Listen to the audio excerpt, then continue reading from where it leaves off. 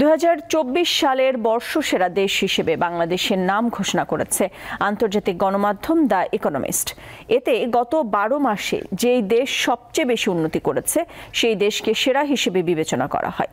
স্বৈরাচারী শেখ হাসিনা সরকারের পতন ও নতুন দিকের দেশের যাত্রা শুরু করায় বিষয়টি বাংলাদেশকে এই তালিকার শীর্ষে নিয়ে এসেছে। গত 5 আগস্ট ছাত্র জনতার গণ অভ্যুত্থানে পতন হয় শেখ হাসিনার নেতৃত্বাধীন আওয়ামী লীগ সরকারের। গণ অভ্যুত্থানের মুখে পদত্যাগ করে দেশ ছেড়ে ভারতে পালিয়ে যান শেখ হাসিনা, যা ভূমিকা রেখেছে দ্য ইকোনমিস্টের বর্ষসেরা দেশ হওয়ায়।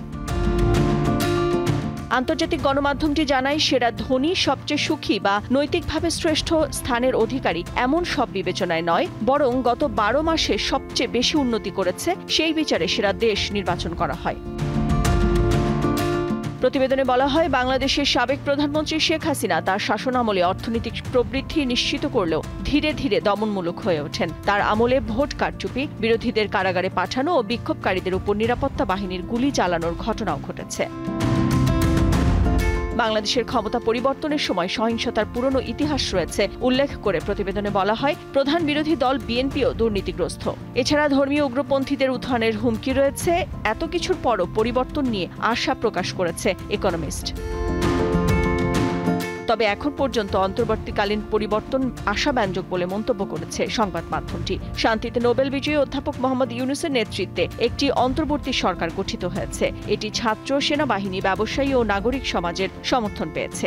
এই সরকার আইন শৃঙ্খলা পুনঃপ্রতিষ্ঠা করেছে ও অর্থনীতিকে স্থিতিশীল করেছে বলেও বলা হয়েছে প্রতিবেদনে।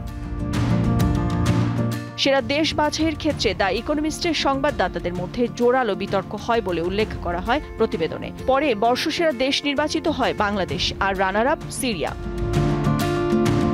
প্রতি বছর ডিসেম্বরে বর্ষসেরা হিসেবে একটি দেশের নাম ঘোষণা করে সংবাদ মাধ্যমটি। এবছর চূড়ান্ত তালিকায় ছিল 5টি দেশ। বাংলাদেশ ও সিরিয়া ছাড়া অন্য দেশগুলো হলো পোল্যান্ড, সাউথ আফ্রিকা ও আর্জেন্টিনা। নাদিরা জাহান, দীপ্ত বার্তা কক্ষ।